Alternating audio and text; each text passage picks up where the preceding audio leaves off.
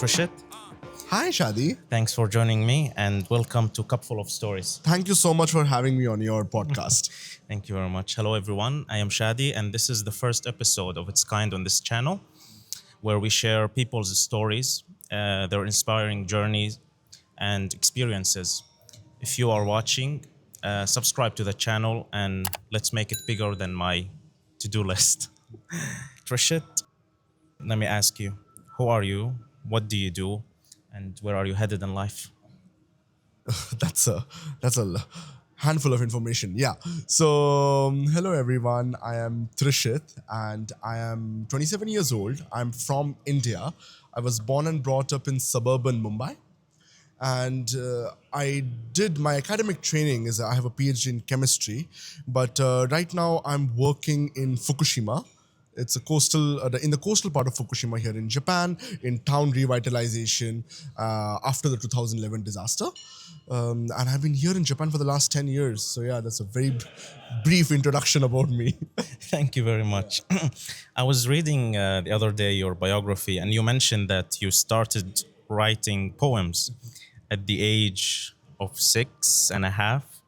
What inspired you to start writing poetry? Like, is any one of your parents a poet or a writer?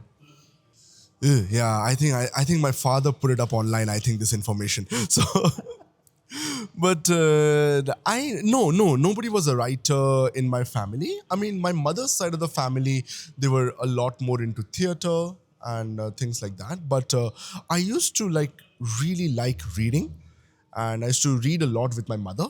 So so there was kind of a habit where I used to read the newspapers almost daily, and somehow that led to the writing process. I felt like I want to write, and so I wrote this poem called "My Pet Cat" when I was 6.5, which is an embarrassing poem today. But I think that was not bad for a 6.5 years old. But yeah, that's how I started, and I thought that poetry was very interesting to express myself, and then I kept on writing for the my entire school life. I see. Very interesting. And you kept writing and exploring poetry, and at some point, like your poetry opened up many doors for you, where, like, one of the opportunities you met the former president of India, Dr. Abdul Kalam. How did this experience affect you, or how was it? That was almost, it was 2012 or 11, I think. It's 14 years now. Yeah, but yeah, that did happen. And so the thing was, when I was in my grade 5 in elementary school, so we had a school assignment where we were supposed to make our own magazine, and we were supposed to do it in a team, and we did something. I don't remember how was the quality of it, but I remember specifically my English teacher, she really didn't like that. She said this is absolutely not up to any standard quality, and I was a little taken aback because I was writing from 6.5, and I'm like, no, I think this is good enough. So how do you try to address that? And that's where it started. Like, I thought I will start my own magazine, and I started my own magazine called Young Chronicle that I did for around 2 years. I used to every month write all the articles myself, and then send it to all my friends over email. That's what I did. And for the first year, it was fine. But the second year, my father and all, they were all helping me. And, because I was writing like 30 pages of content in 1 month as a 12-year-old. So That's a lot. that was a lot of it. But in that process, I had a chance to directly contact Dr. Abdul Kalam. He was not the president at that time. He was the former president already at that point of time. And I was, to my surprise, he accepted my request for an interview. And then my family and all, in the winter of New Delhi, as at 13 years old, I traveled and we had the interview. So that was quite a big thing for me at that point of time. And yeah, that's... Very nice. So the monthly magazine, Yeah. Young Chronicle. Yeah. What kind of topics you were like? So I used to generally, of course, write about more like, it was not news, but it was more about opinion. So a lot of things like, if Oprah Winfrey was coming to India and covering that visit, I mean, what did I feel about that? Or making a lot of my, I used to use a lot of Facebook back in the day meeting these lots of people from all over the world. And if somebody was an artist, somebody was a writer, and I used to tell them, can you write an article for my magazine? Can you write this thing? And I didn't have the concept of, you need to pay people. And I never paid. Of course, I'm a 12-year-old. I'm like, I'm doing this thing, can you write something? And these like very kindly people across the world sent me. So I had people from Germany, Netherlands, Iran, China. They were just writing, and I've never met any of them until now. And I thought that was a wonderful thing of using social media at that point of time. Very nice. Were you using your real name and real age, or? Yeah, I was using it. But I think people were just, because I learned this from my father probably, like you send an email, somebody doesn't contact, you follow up. And if they don't follow up by email, you try to call them. And I was very persistent. So I think they just lost hope, like, okay, we need to reply to this person. Otherwise, he's not going to stop. So I was an irritating kid back in the day, I feel. And this led you to make your first book. Like it's a collection of poems in 2014. That's right. Yeah, yeah. And it's called A Little Bud Learns to Blossom. Yeah, that's right. Yeah, so around the same time when I was doing this Young Chronicle magazine, my father sent some of the poems to Oxford. And because none of in our family is a writer, so he wanted to have an independent opinion about whether what I'm writing is good or not. Oxford University. Oxford University, that's right. And they gave a really good review. So my father thought, you know what, we should probably have to publish it. And that's when started from all my poems from 6.5 till the age of 14. I compiled them together and I published it. That was the poetry book. And it's still little, because that was 2014, I guess.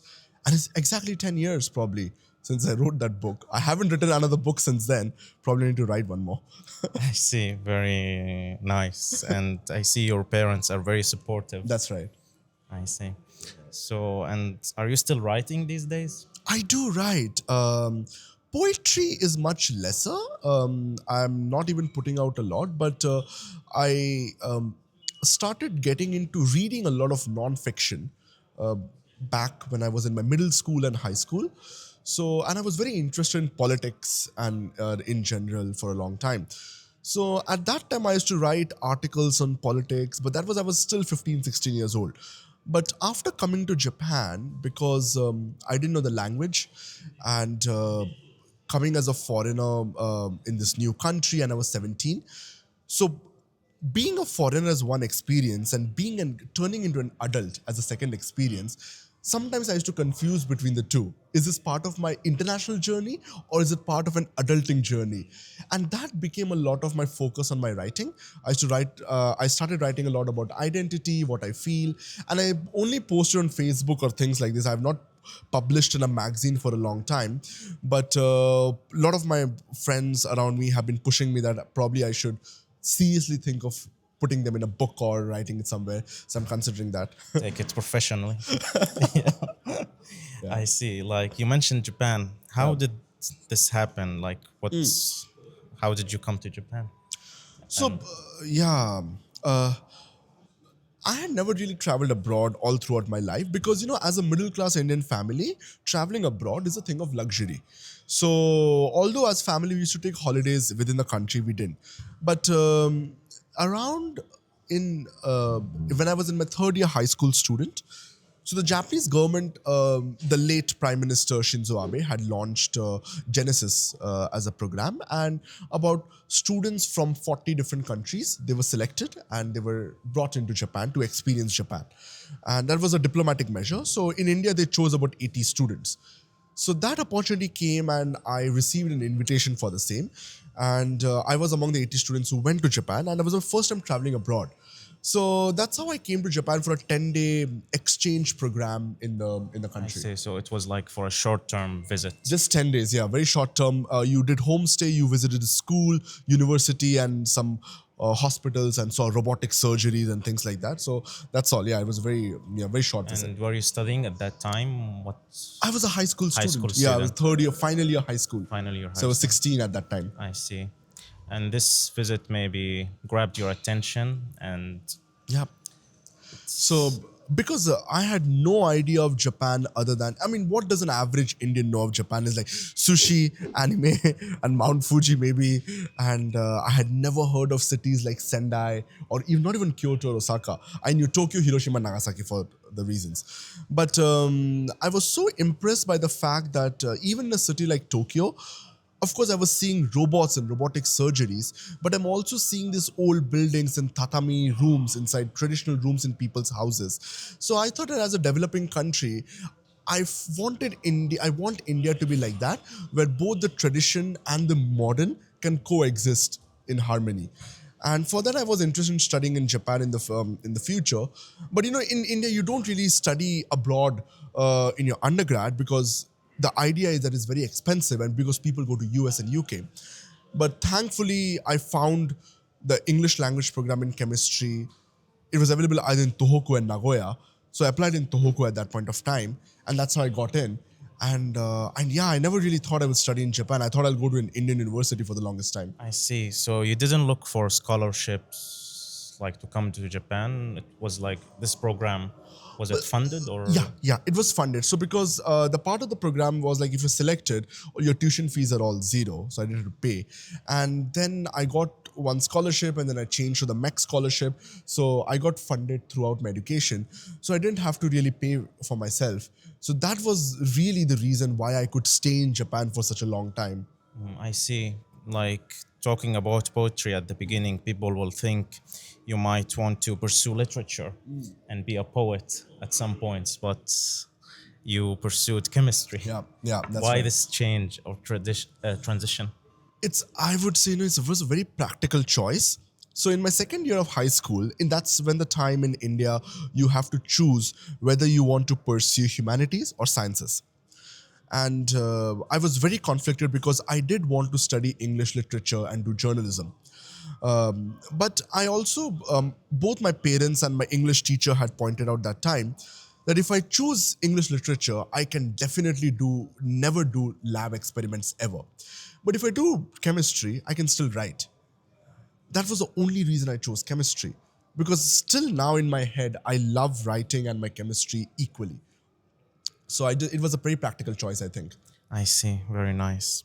So your undergraduate program was 4 years? 4 years, that's 4 years right. Yeah, chemistry. yeah. And before coming to Japan, were you studying any Japanese? Not at all. Not at all. I So the mean, language was very new to you when you came to Japan. absolutely new. Because in India, in schools, we study three languages. One is English, one is Hindi, and one is a local language.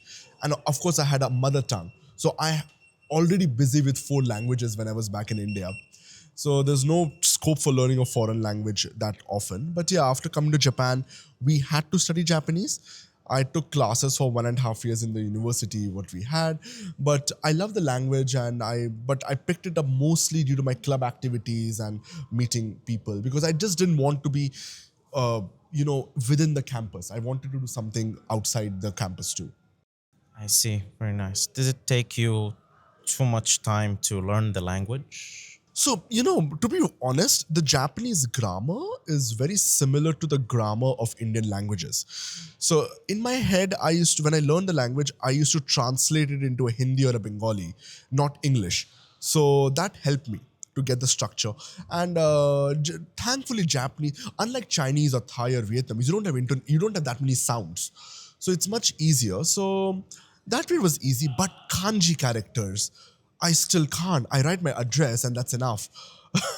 I emergency situation. If I have to read something in kanji, I'm It will take for ages. Nihongo tabemasen. Your Japanese is good enough. I see.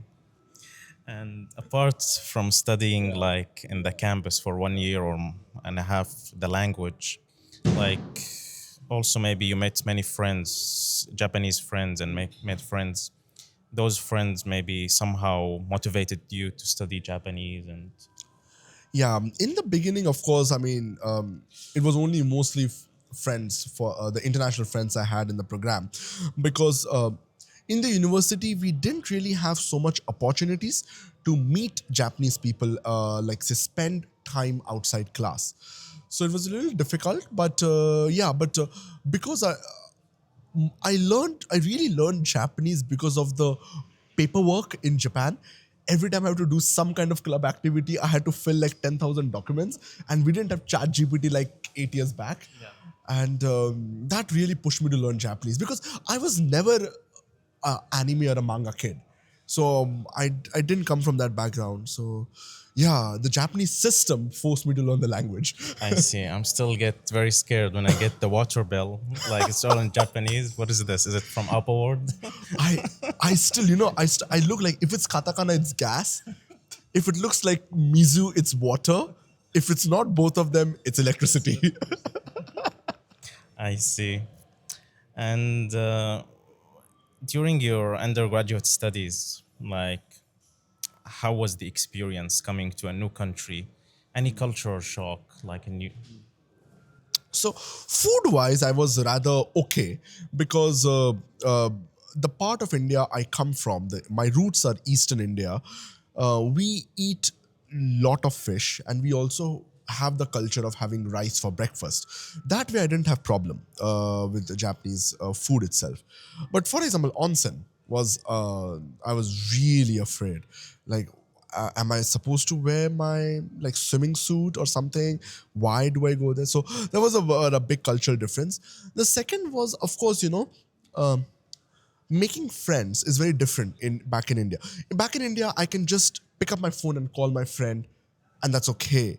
In Japan, you don't call, you message, you take an appointment, and you do that. So that was very new to One me. month in advance. 1 month in advance. Can we meet at this restaurant at 6 p.m. and then come at 5:50 and things like that? And because I didn't go to a college in India, I didn't know how it was back in India. So I used to hear these stories. It felt familiar, but I never experienced that for myself because I was too used to Japanese now. So it was, like when you come at a young age and it's a first generation immigrant thing, you are neither the citizen of your country or the country of this. You're somewhere always conflicted. Where are you from? So yeah, that was always there. I see. Very nice. So you graduated from your undergrad studies in chemistry, That's right. and you decided to pursue your master degree Yeah. in the same like field, also chemistry. And how was this transition? Was it very smooth? Did you like transition directly from undergrad to master, or did you take some free time to think about it? And So when I decided to study chemistry, I really liked teaching. So I wanted to become like a professor. So back in the high school, I did want to go up to PhD. That was there. So I didn't think of anything other than that. So after graduating my undergrad, I just went straight for a master's and straight for a you PhD. already had a clear plan. Yes, yes. Finish PhD. Because my initial plan was to become a university professor. But yeah, that changed. I see. Miyagi Prefecture, like in 2015, like gave you the title of Miyagi Tourism Ambassador. How did that happen? Were you engaged in many activities when you came to Japan?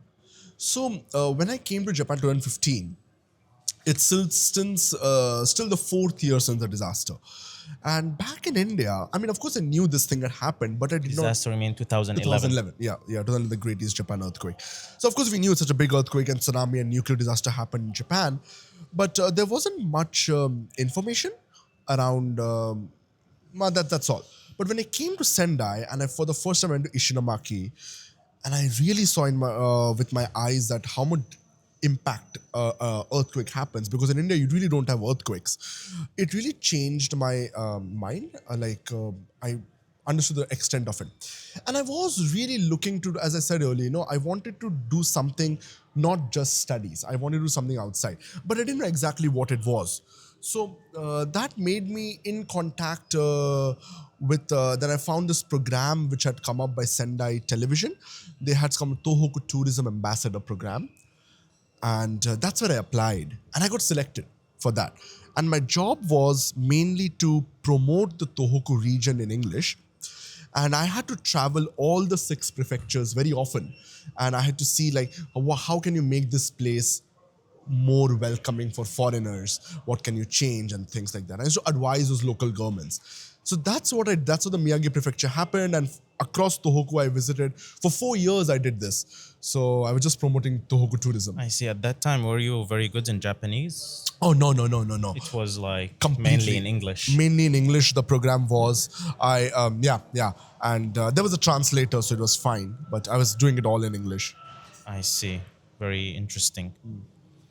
So, moving from your master, you decided to study PhD. But I Right. want to ask you, Yeah. in your master program, did you have any foreigners in your lab? How was the lab environment, your professor, and So my lab is a rather small lab. It's about 10 people, and I had a which campus? Katahira. Katahira Yeah, campus. yeah. So it was.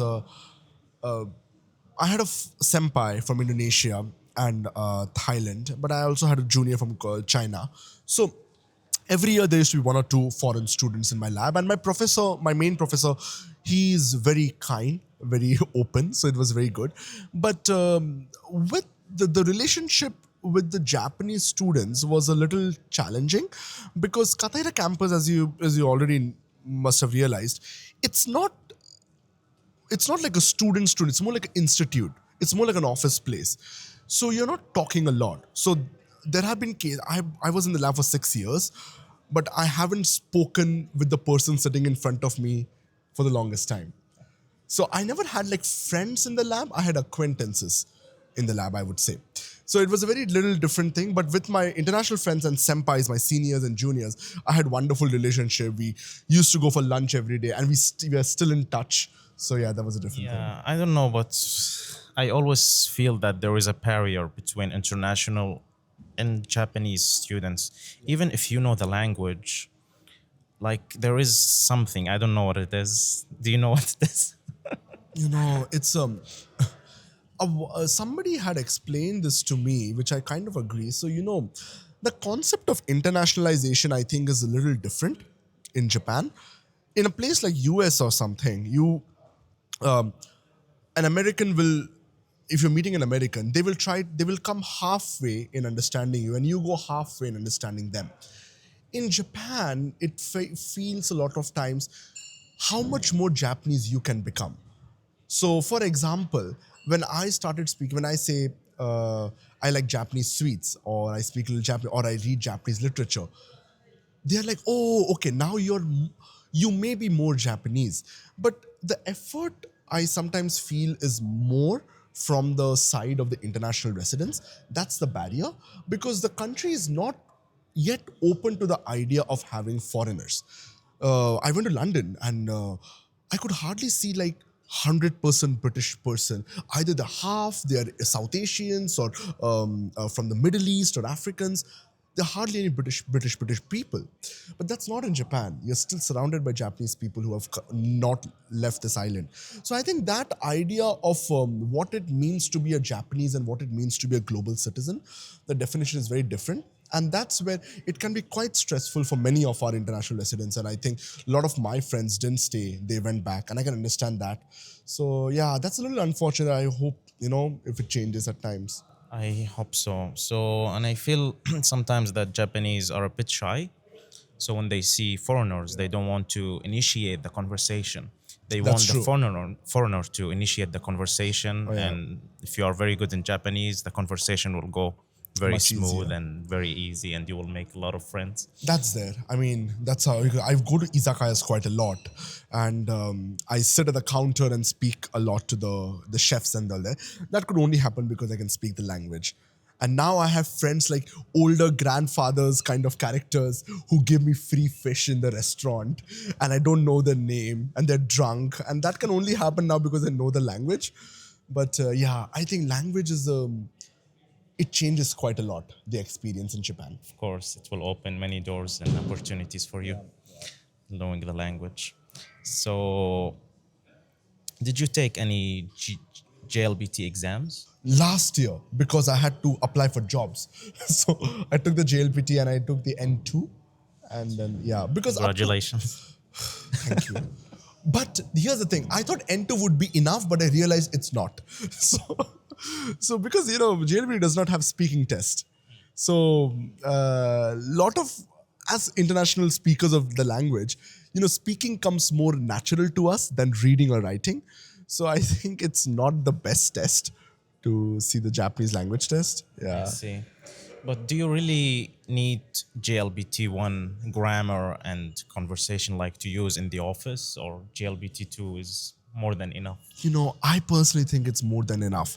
And especially with all the online tools we have, with the AI services, it's more than enough. And nobody's writing by hand anymore, everybody's typing it out.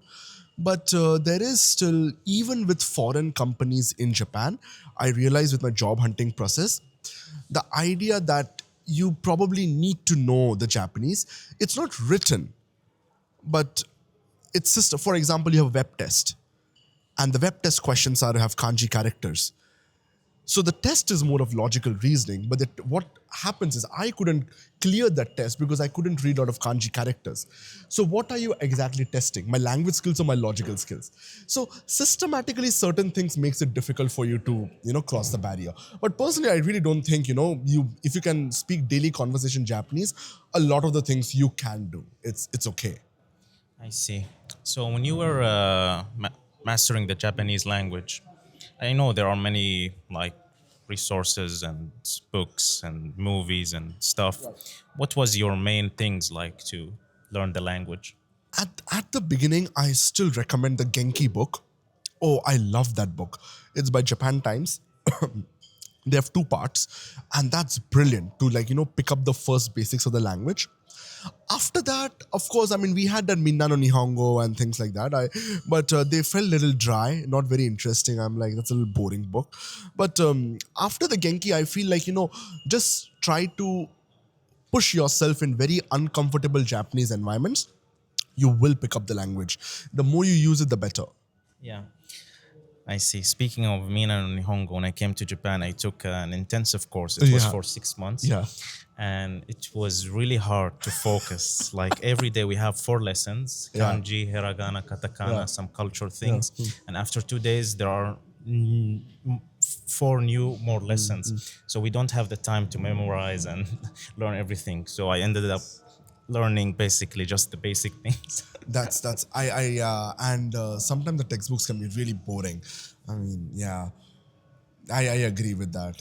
I see. At your lab, when you were a student, master, and PhD, you were in the same lab, right? That's right. That's right. Yeah. Were you speaking mainly in Japanese or So English? with my lab, I used to speak both the Japanese and English because my Japanese lab mates cannot speak English at all. My professor could speak English, so I used to speak in English with him. But my lab presentation and all were all in English. I'm really not doing Japanese, like science in Japanese. I'm not doing that. I see. Yeah. So tell us a bit about your studies. Like, what were you doing? What kind of experiments? Chemistry. Yeah. So I was really interested in biochemistry, but I did internship in my lab when I was second year, third year student, and what my research was generally about this gene editing protein. So, of course, you must have heard of it's a CRISPR-Cas9 protein. So it helps cutting the DNA wherever you want it to, right? Now, that's great because if you have a cancer gene, you can cut it out, it can become like a potential vaccine. But it makes mistakes and it is very slow in finding where to cut it. So my research was most about how can I make this protein move or search the target part faster. And that's what I did. I used to put some maybe like a tail structure to make it faster and things like that. And my final result was I could make it faster by 8 times. And I did it with other proteins also. So that was my research about, and yeah, that's what I did for 6 years. See, so your main, let's say, experiment was making the gene editing more efficient. Yes, gene editing more efficient. I did not do the gene editing process, but to make the protein more efficient, and we used to do something called a single molecule microscopy. So we used to, like, in the microscope, I used to see one DNA and every single molecule of protein on it. So I'm literally visualizing how every single protein moves on it. That's, it was very, very it's mendokusai, but in English it's like very troublesome to like, to set up the experiment. But to be able to see every single protein with your eye, I think that was really a joy. Yeah, actually, I can relate because this is one of my main experiment, gene editing. We Oh, do okay. also gene knockout, gene overexpression. Yeah. Yeah, and it takes a lot of time to achieve what you want. And I had to, because I had to also make the bacteria, like the gene and all. And I had such a, like, I just schedule like dinners with my friends, and I'm doing this, I'm doing the culture, and around how much time it will take for it to reach that point, the OD or whatever you say. But it's not the exact time. I used to be late for dinner, and it was so difficult for me to explain to people like, why am I late? Because my bacteria growth isn't enough. And they just won't understand. It's science. But I'm like, yeah, but it's a living thing also. I can't really force it to reproduce. I see. Yeah, it takes a It's lot of fun. time. I see. So you graduated from your PhD program recently, right? That's right. Congratulations. Thank you. And you mentioned that your plan originally was to become a professor. Right. But somehow things changed. Yeah, yeah. What is that change? Yeah. So the major change was because after I did the Tohoku ambassador for 4 years, one of the goals for the program was, because the number of tourists had gone down after the disaster, you need to bring it back. Around 2019, we reached that number. So the program got shut off. So, but I wanted to still continue in some way working with the region and post-disaster revitalization in this region. And out of the 6 prefectures I traveled in Tohoku, The program is the tourism ambassador program. And I really love Fukushima with the people, the nature, and I thought if I can do something, it would be great. But I didn't have any contacts, I didn't know what to do. But I had a speech contest, and they were focusing on, Japan has this working holiday visa. You come, you stay for a year, you work and all. And the speech contest topic was, how do you increase the number of working holiday visa people in Japan? And I thought Fukushima has a labor shortage problem after a disaster. Maybe trying to connect these two.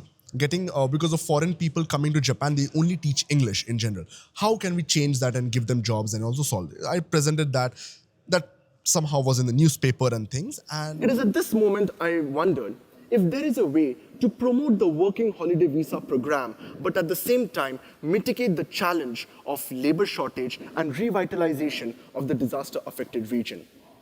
At that time, I conceived the idea Fukushima from You. And this program actually is divided in 4 stages, or 4 Ps as I like it: promotion, preparation, prosecution or execution, and propagation. things. And one of these local persons from Futaba, the town where the nuclear power plant is located, he saw that article and he reached out to me. He said, why don't we do this together? And I said, fine, all right, sure, why not? And 2020, early on, we started collaborating, and that's when the COVID hit. So foreign people can't come anymore. So, and we were preparing for the Olympics and everything, but we couldn't do that. So he said, I want to do a town tour showing the history and culture of the region. And he couldn't speak English. And I did the English part, and there were only 2 people. And we used to do the tours. And in that one of those tours, my friend Swastika, she also joined. And, we both really liked working with the person, Mr. Tatsuhiro Yamane is there. And because that person at that time, he had not gone outside Japan. He couldn't speak English. But he was so open-minded to new ideas. He never used to say, this is not possible. He said, this is not possible. But why do you try like this? Maybe workable. So easy to work with him. And that was my initial collaboration with Fukushima. And I continued as an intern for 5 years. And by the time I came to the end of PhD and I had to look for a job, I thought maybe, I love Fukushima, but that was the reason I stayed back in Tohoku University for my PhD to continue my work in Fukushima. But then I thought maybe I should go to Tokyo for my career perspective and then come back. But then I didn't really enjoy the kind of the jobs I was getting. I mean, they're good companies, but maybe not me. I was not able to see what I could potentially add with my skill. And at the same time, I realized that in research, you build a hypothesis, you test it, and when it doesn't fail, you refine it. Again, you go back to the first stage. That logic structure you have for every experiment. not very different from building towns, because when you're building a town from zero, we don't know how do you rebuild a town from nuclear disaster. There is no example. Everything is a trial and error. So I still felt that I'm using my PhD research skills, even though it's not the same subject, but the same skill set. I thought, why don't I try this? So in my head, it was not very different from my PhD research. So I thought, you know what, maybe I should just try Fukushima and try to do something new. And yeah, that's how I decided to join this company. I see. It's a long story. Sorry, it was very long. No, but I can see your passion. You want to do something, like you have a purpose in your life. You don't want to be stuck in a lab 9 to 5 just to experiment. Yeah, I was like, at the age of 40, do I want to keep looking into a microscope in a dark room? I said, no, really, no. I want to have a life. But that's I how want to go out and meet people. But I think that's a very common experience, because I mean, you're also doing YouTube and things like that. You're having such a life outside your lab. Yes. So I think I need something on the side. I cannot do research full time. right? But then you see, like so many researchers when we see around us, like my assistant professor in the lab, he is from 8 to 10 in the lab. And I looked at him, he's very good, very intelligent, but I can't be him. I don't want to be him. I'm like, yeah, I can't compete with him. So why am I doing this? I see. Very nice. Yes. So, and nowadays, what is your role in this company, the Futaba Area Tourism Research Association? That's the company FR Trust. So basically, we are, I mean, to put it very simply, we are doing inbound tourism, that is getting foreign tourists to Fukushima. But we are not doing it from the goal of being a tourism company, because tourism helps very different kind of people to come to region. It helps in direct community revitalization. Hard infrastructure like buildings and all, government is already building it. But soft revitalization, building community, people, preserving culture, heritage, that is not what the government is doing, because that people have to do on their own, because it's not easily seen as economic value. So that's what our focus is. So to be able to do that, bring people, make some interesting connections, bring businesses here to the region, create those interactions with the world. So that is what I'm doing, contacting people all over the world, trying to make these connections, bringing schools, colleges and all. So that's my job, to be able to be connecting both Fukushima with the outside world. I see. This is very impressive. I know, after what happened in 2011, many people, when they think to come back to Fukushima, it's a bit emotional for them, because maybe they might lost some families. And do you think within the next 5-10 years, people will start coming back to Fukushima and start their life? Yeah, so the thing is, people have already started coming back. Of course, it's far from the town I stay is 2,200 people. Original population was 21,000. Only 10% of the people have come back. Neighboring is 135 population. Original was 7,000. It's kind of difficult to just say. And because once you stay 14 years outside the town, a lot of people have made their lives outside. Very difficult to attract them back unless you're very elderly people who have memories with the town to come back. Younger people with families, little difficult. That's why you need a lot of new people, young people or new people who would like to do something new and interesting in the region.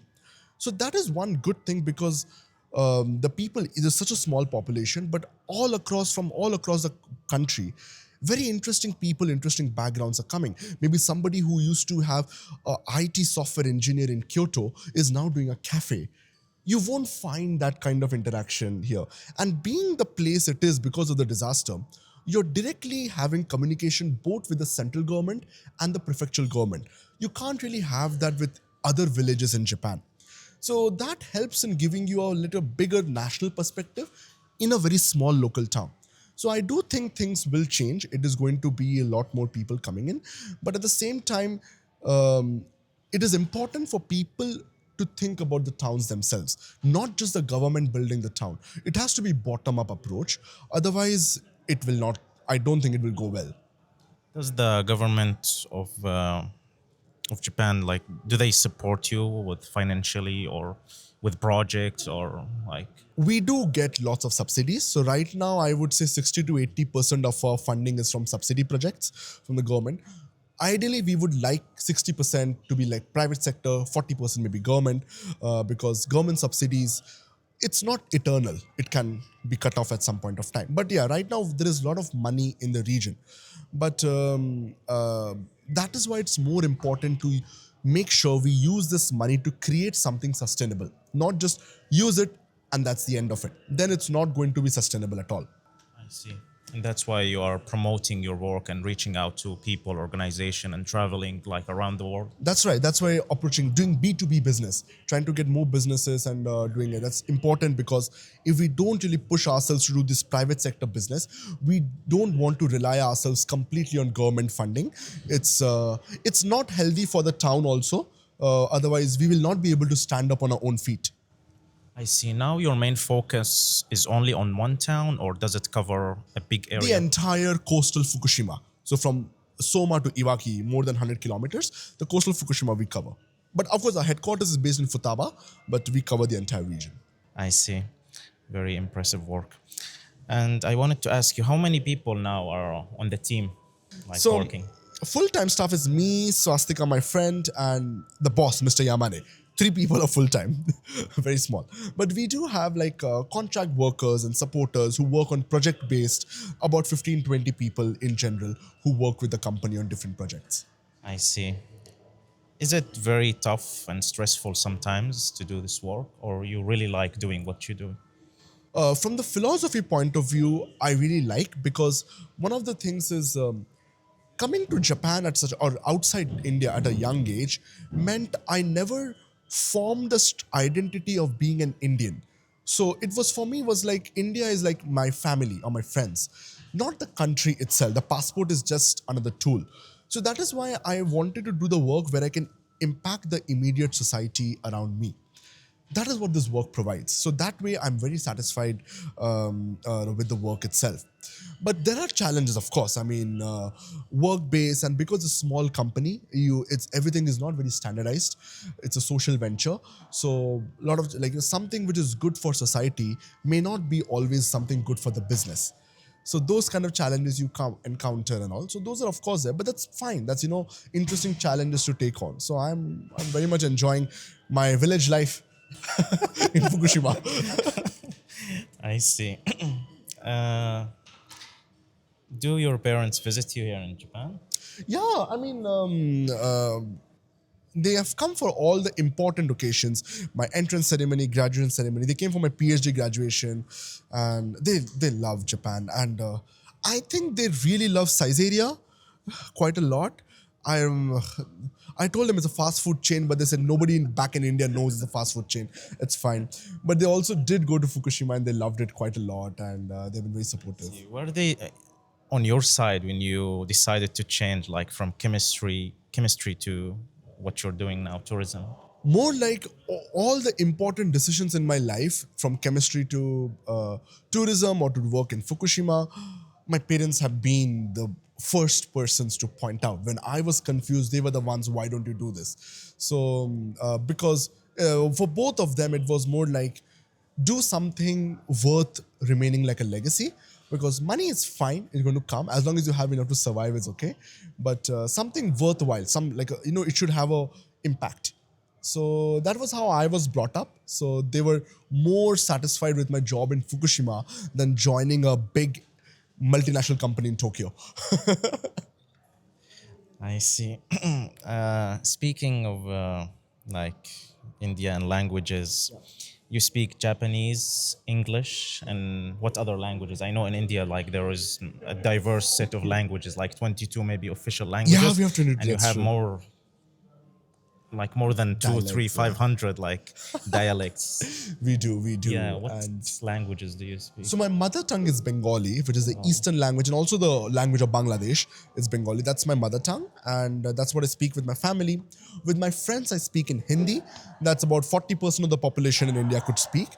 And a third language I could speak is Marathi, which is a local language in Mumbai. So I need to use it, let's say, with the shopkeepers and the public transport, I use that. So those three languages, other than English and Japanese, I can speak. I see, very nice. And can you understand other dialects, or it's really difficult to understand? Well, some of them I can. But some of them are like, for example, the South Indian languages, I can't read, write anything. I have to converse in English. It's a completely different thing. But some of the, for example, even within Bengali, like the dialects in Bangladesh, for example, or the language in Pakistan, Urdu, I can understand and speak. I can't read or write, but I can speak and yeah. So English, is it used in schools because it's like a for- common language? More like for job perspective, you need English. That is one thing, and of course, because India has a colonial history, so we had to learn the language. Yeah. I see. You mentioned onsen. This is is it like one of your favorite activities to do In winter, yeah. in winter? I think so, yeah, because earlier I was very scared, but now I've become very comfortable. And because, like, especially like, you have this Rotenburo, the outside onsen, and I really love it, especially like if it's snow outside, you're in a hot water, it feels nice. And then drinking strawberry milk after that, that's quite a I nice see. thing too. Do you have back home any like onsen natural springs or no in India? Oh no!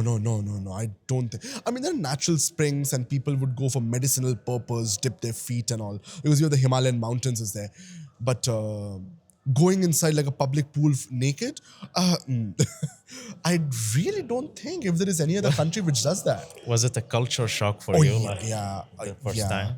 It was quite a culture shock. So I actually waited. I was like, will that grandfather open his pants first, then I'll open mine. Take off your pants, take off your shirt. I was quite shocked. I didn't know what exactly to do, but I see. Now I'm okay. Now I'm fine. I'm okay. I see. For how long now you've been in Japan? Like I've completed 9 years. 9 years. It's my 10th year going. Yeah, it's a long time. Long time. It's a trap. The country's a trap. Definitely you visited many places. Like Yes. how many prefectures did you 29. 29. Yeah, I was because you asked that question in the form. I yesterday checked the map of Japan and I counted. Yeah, it was a 29. It's more than half, but I still need to visit more. I see. Do you travel like using transportation like bus, subway, or do you have your car? I can't drive, right? That's one of the I things see. I need to do, especially I'm living in a village. So, but I love trains in Japan and bus. And the roads are so good. The trains are so good. So yeah, I love using public transport here. Yeah, there are some like very far away places. If you don't drive, it's really hard to get like using public transportation. It is, but the good thing is like, maybe like the frequency is very little, maybe one bus in 2 hours. But if you plan well, it's really possible to go to some very interesting places. So, but I don't mind that. So, but yeah, I mean, I love traveling across Japan. It's a beautiful place to travel, and the infrastructure is so well developed through and throughout, and Japanese toilets, of course. I'm like, Must be one of them high-tech Japanese toilets. oh my God, I went to London. I was like, I can't, what is this with this tissue papers? I love my warm seats in Japanese toilets. Especially in winter, in the What an morning. yeah. Like, forget robotic surgeries. Japanese toilets is the next innovation. Yeah. So, like, you travel a lot, you visit many places, and maybe you try a diverse set of food and dishes. What is your favorite Japanese food? I have such a sweet tooth. I love Japanese sweets. So, anko, the sweet red bean, azuki beans, I love that. And warabi mochi, that's also, how do you know? I don't know how do you translate warabi mochi. Bracken wheat, you can translate, but I don't think anybody will still understand that. And I love Japanese sweets. So, because I'm not a fan of too sugar, which I had a big problem when I went to the US. So, but yeah, I mean, I've been loving quite a lot of sweets, and I love fish. So I eat a lot of fish. Did you try the Japanese curry? Yes, I did. And is it similar to back in India, back home? The chain curries like the chain curry like kokoichi, not a big fan. But the small restaurants where they make Japanese curry from the spices and all, they're very good. They're really good. I really like them. And they're popular back in India these days because Kokoichi opened in India, and now their biggest customer base used to be Japanese, now it's become Indian. Oh, wow. So Nice. I wonder when an Indian will start a sushi restaurant in Tokyo. I see. So now you have your job in the Tourism Research Association. What is your long-term plan? Where do you see yourself in the next 5-10 years? I feel I've heard this question in a job interview. Oh my God. So, to be frankly very honest, if you ask me what exactly I want to do when I retire, it's a very difficult question because 10 years back when I was in India, I never even thought I would come to Japan, let alone work in Fukushima and be in a village. So life does change quite a lot. So I'm not really sure what's going to happen from here on. But certain philosophies still remain. I want to see an immediate impact on the society with my work. Whether I do it in the form of university or something, there are many ways to do it. And being an Indian, I want to be a bridge between the two countries. If I can create more exchanges between India and Japan, that's my sincere goal.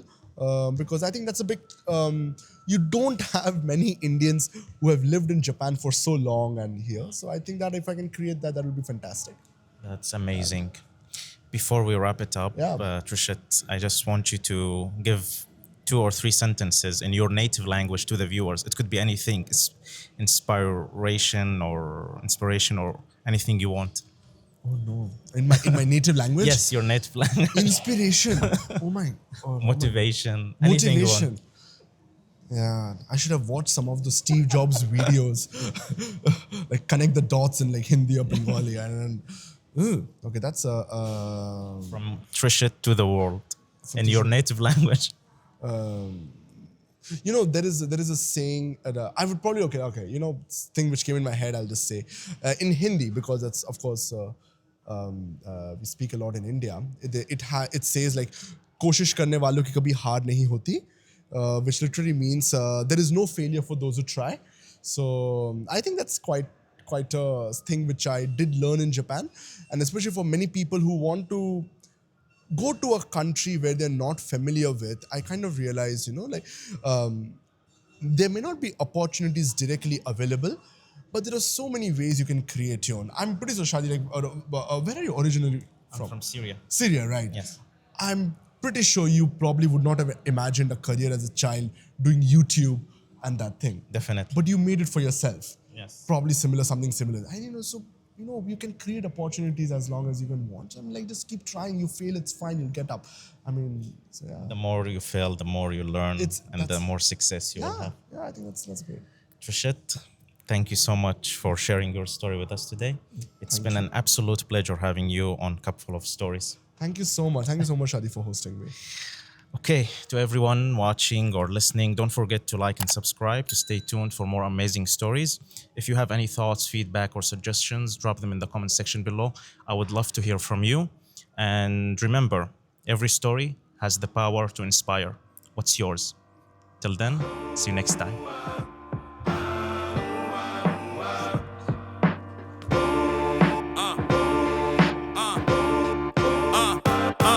Look, many have came before me, went through it all, still I'm here to explain my story. To go against me, you'll need a whole nation's army. And if I go out, better be in a blaze of glory.